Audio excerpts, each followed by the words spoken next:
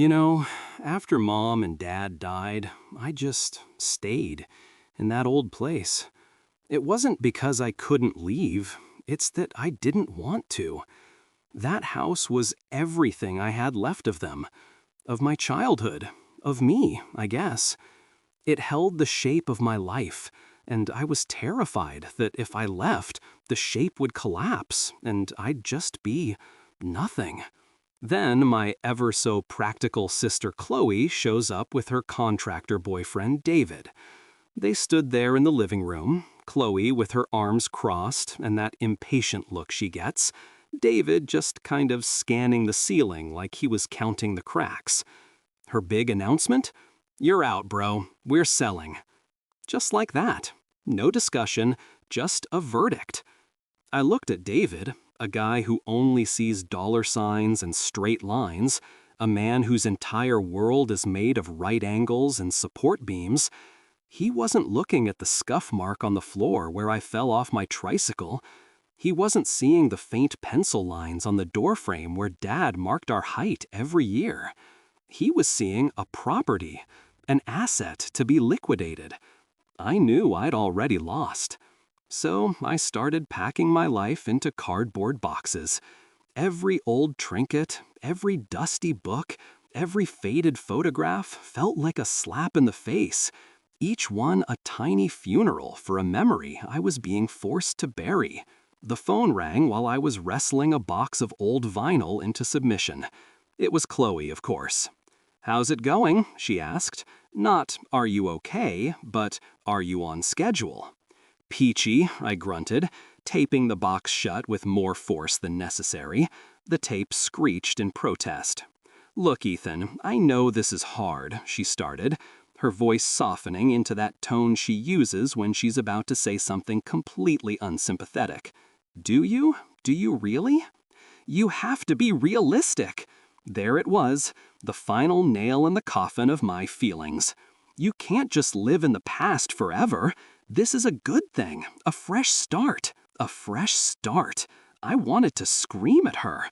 Realistic? Your reality is a bulldozer, Chloe, and it's plowing right through the middle of my goddamn soul. But I didn't.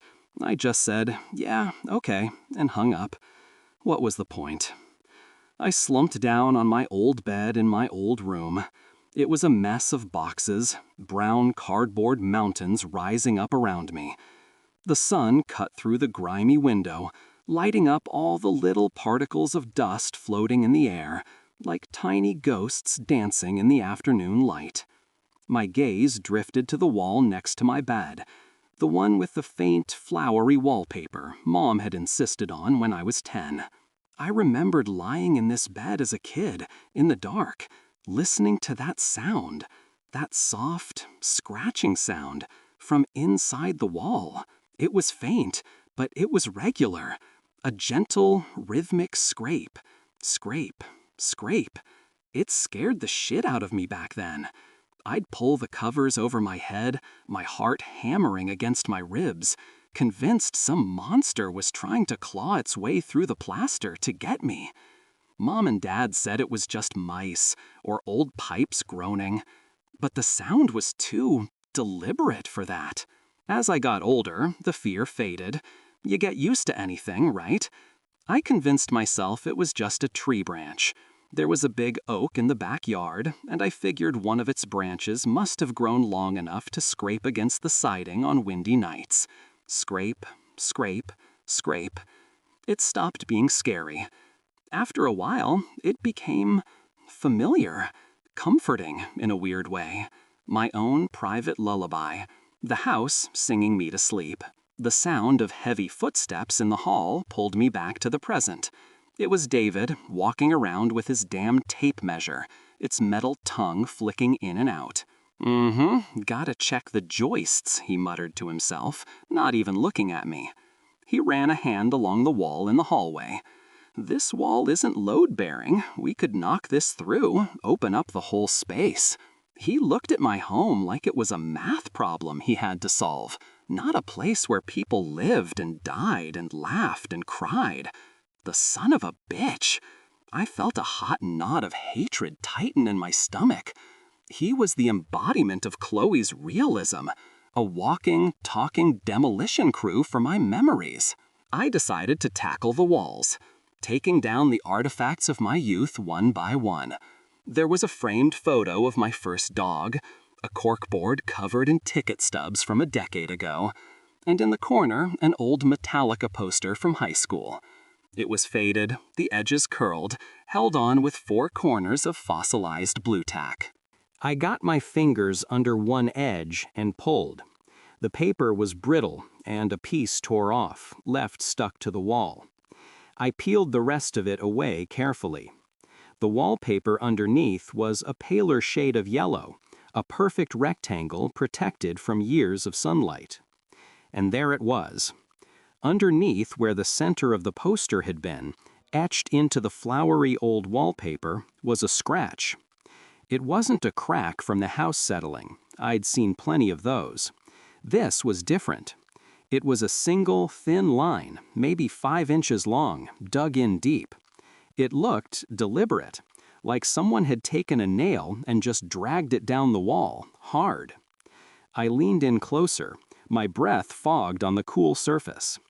I ran my finger over it. My fingertip went cold, a weird, deep cold that didn't make sense. The scratch was sharp, the edges of the torn wallpaper almost biting. I stood back, a strange feeling prickling the back of my neck. I'd never seen it before, but I must have, right? It had to have been there before I put the poster up all those years ago. Some random mark from moving furniture, maybe? Yeah, that had to be it. I just put the poster up and forgot about it. It was the only explanation that made any sense. I shook my head, trying to clear the image. I grabbed the roll of packing tape, the plastic rasping loudly in the quiet room. I sealed another box shut, the sound echoing off the bare walls. But I couldn't get the image out of my head, that thin, dark line. It just didn't feel right. The silence I grew up with was gone, buried. In its place was the shriek of a circular saw tearing through plywood in the backyard, the rhythmic thud of a hammer somewhere downstairs. My house wasn't my house anymore. It was a job site, and I was just a ghost haunting the demolition. David and his crew had descended on the place first thing in the morning. They started by clearing out the backyard, and the whine of a chainsaw was my alarm clock. The old oak I'd spent my whole life believing was responsible for the nightly scratching was now just a pile of neatly cut logs stacked by the fence. It felt like watching a surgeon dissect a body that was still alive. I spent most of the day just getting in the way, moving boxes from one room to another as David's guys needed to get to a wall or check an outlet. My nostalgia was souring into something else, a feeling of being trespassed against. Every loud bang, every shouted instruction felt like a personal insult. This wasn't a fresh start, this was an eviction, and they were tearing down the walls before I was even out the door. Around noon, the noise stopped for lunch. I was in the kitchen wiping down the inside of a cupboard that hadn't been touched in a decade, when there was a soft knock on the back door. It was Mrs. Henderson from next door, holding a plate covered in foil. "Thought you boys might be hungry," she said, her wrinkled eyes scanning the half-empty rooms, the stacks of boxes. She'd been here since before we were. She'd given me cookies over that fence for 25 years. "That's really nice of you, Mrs. H., but they all just left for lunch." "Oh, well, then this is for you."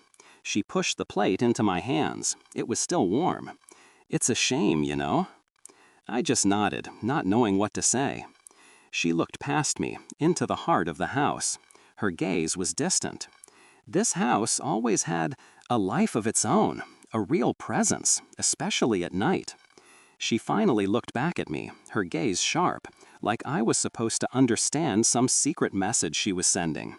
Like we were in on the same joke, only I had no idea what the punchline was. She gave me a sad little smile, patted my arm, and shuffled back across the lawn. Her words just kinda hung in the air after she left. A life of its own.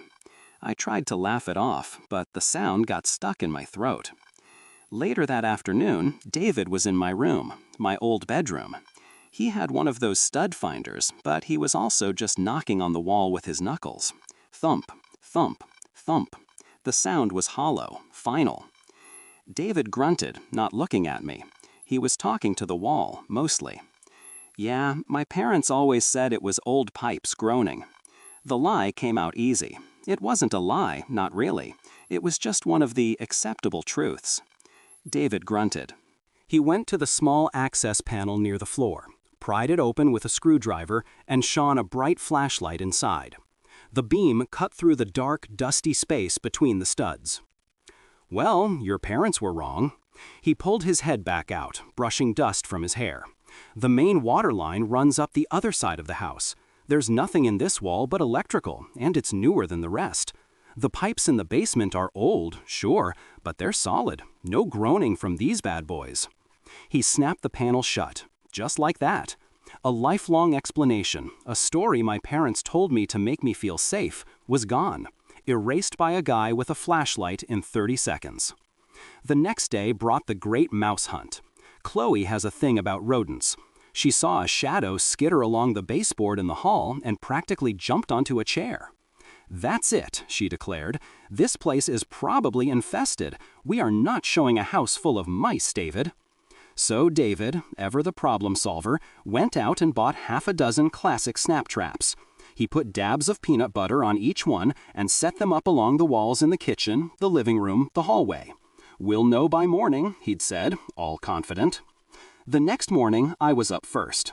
I saw the traps as I walked to the kitchen to make coffee. One by one. All of them empty.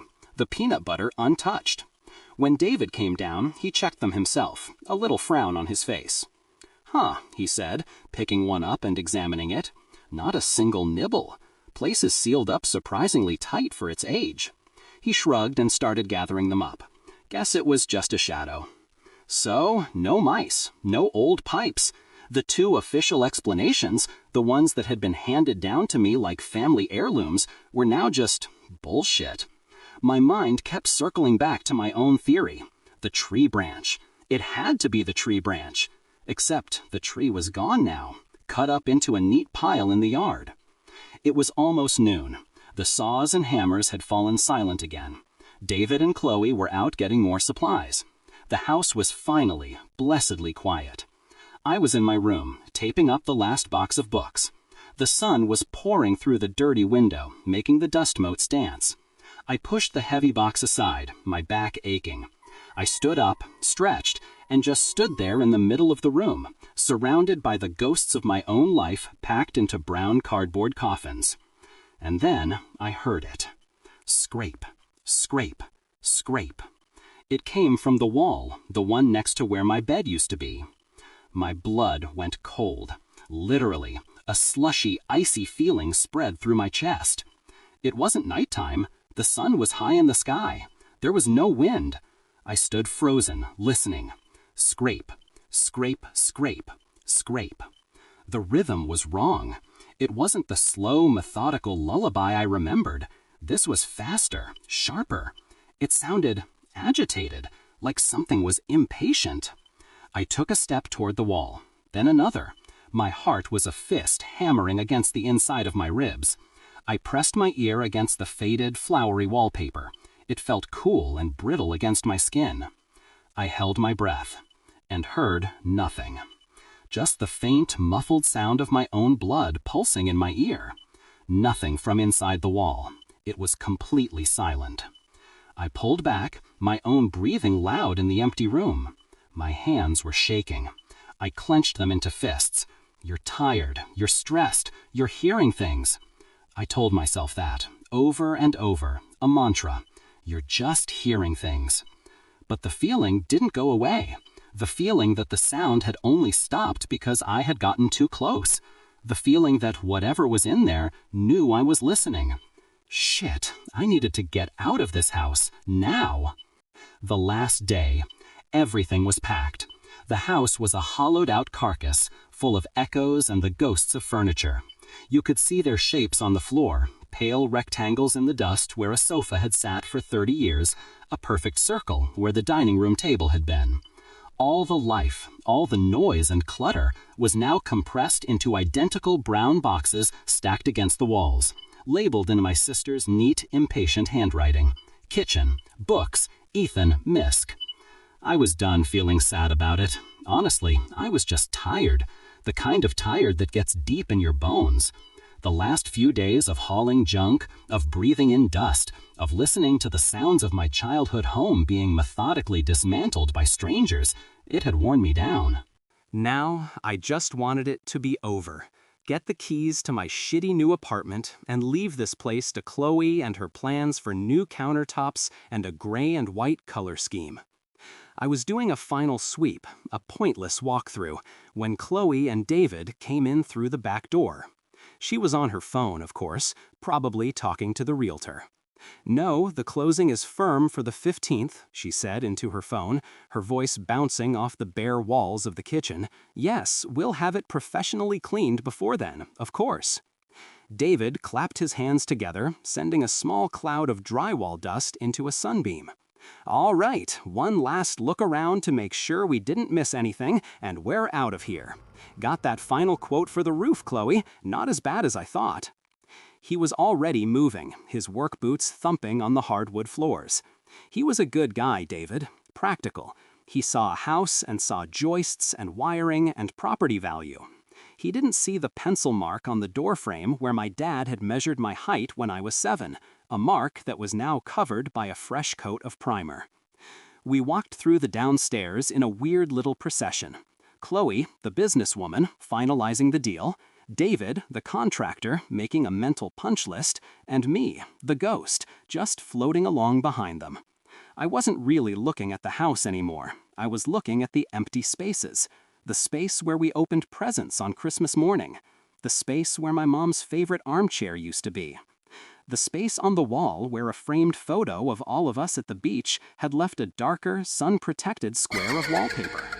"Hall closet is empty," David called out. "Breaker box looks good." "The agent thinks we can list it 20,000 higher if we get the staging done by Friday," Chloe added, tapping away at her phone. I didn't say anything. What was there to say? My memories didn't add 20,000 to the asking price. We went upstairs. The thud of our footsteps on the stairs was loud, alien. It didn't sound like us. It didn't sound like home. We checked my parents' old room, the bathroom, Chloe's room, all empty, all sterile. Then we came to my door, my bedroom. We all just kind of stopped there, in the doorway, looking in. The room was bare, a cube. The mattress was gone, the desk was gone, the bookshelves were gone. All that was left was the afternoon light pouring in, illuminating the scuffs on the floor and the constellation of ancient thumbtack holes in the walls. I looked at the wall opposite the window, the one my bed had been pushed up against for my entire life. I could almost see the impression of the headboard, a faint, unfaded rectangle on the flowery wallpaper my mom had picked out in 1995. A smile, a real one, but a sad one, touched my lips. It was a reflex, my brain trying to find one last good thing to hold on to before walking away forever. And it found one, a weird one. I turned to David, but I wasn't really talking to him. I was just thinking out loud, I guess, saying goodbye to one of the house's dumb little quirks. "Funny," I said, my voice quiet. "I'm even going to miss the sound of that tree branch scraping against this wall every night." I nodded toward the wall. It was almost like a lullaby. Chloe didn't even look up from her phone, but David did. He was wiping his hands on his dusty jeans, and he stopped. He looked at me, then at the wall, then back at me. He had this look on his face. Not mean, not anything, just blank confusion, like I'd just started speaking a different language. He furrowed his brow. "What tree branch?" His voice was flat, casual, just a simple question, but it hit the air and sucked all the oxygen out of the room. I felt Chloe look up from her phone. I gave a weak little laugh. The one outside the window. The big oak. It used to scratch against the siding on windy nights. Drove me nuts when I was a kid. David's confused expression didn't change. If anything, it deepened. He took a step past me into the room and pointed out the window. His arm was straight, his finger aimed at the backyard. "That oak," he said, his voice still maddeningly normal, like he was explaining how a toilet works. "Ethan, that thing was a good 50, 60 feet from the house. Look." He didn't have to tell me to look. My eyes were already locked on the window, on the space where the tree used to be. Now it was just an empty patch of sky and the neighbor's fence. The whole reason the roots hadn't messed with the foundation is because it was planted so far back, he continued, oblivious. He was just a guy stating a fact, a simple architectural fact. This whole side of the house is clear. I noticed it the first day when we were clearing the brush. There isn't a single tree, not even a big shrub, close enough to touch the building. Nothing within 20 feet of this wall. He dropped his arm and turned back to me, shrugging. Must have been something else. He might as well have hit me with a sledgehammer. His words just hung there, in the air, thick and heavy. The sounds of the house died. Chloe's thumb stopped scrolling. The faint hum of the refrigerator downstairs gone. All I could hear was a high-pitched ringing in my ears. The smile on my face didn't fall off. It froze. It became a mask, a plaster gargoyle of nostalgia that was suddenly horrifying. My blood didn't just run cold. It felt like it evaporated. My skin was tight and thin. I turned my head. Slowly. It felt like it was grinding on my neck vertebrae. I looked at the wall. The wall. The one I'd slept beside for thousands of nights. The one with the faded floral wallpaper. It wasn't a wall anymore. It was a face. A blank, knowing face that had been staring at me in the dark my entire life. The stupid little flowers in the pattern seemed to curl into mocking sneers. The paper felt thin, brittle. A membrane stretched over a dark space. A small breeze, a tiny draft from the window, whistled through the empty room. It wasn't just wind anymore. It sounded like a whisper, a dry, rasping secret. My own rationalizations flashed through my head, a pathetic slideshow of self-deception. The parents' explanation, old pipes. David's voice from yesterday echoed in my skull. The main water line runs up the other side of the house. There's nothing in this wall. The parents' explanation, mice. David's voice from this morning, not a single nibble. Place is sealed up surprisingly tight. My explanation, my safe, final, adult explanation, the tree branch. David's voice, just now, a hammer blow. What tree branch? Not pipes, not mice, and Jesus Christ, not a tree. Then what? What was it? The thing with the rhythm, the thing that was patient, the thing that got agitated when I was awake, the thing that stopped when I got too close, the thing that had been there, on the other side of a few inches of plaster and wood, right next to my head, night after night after night. What the fuck have I been living with?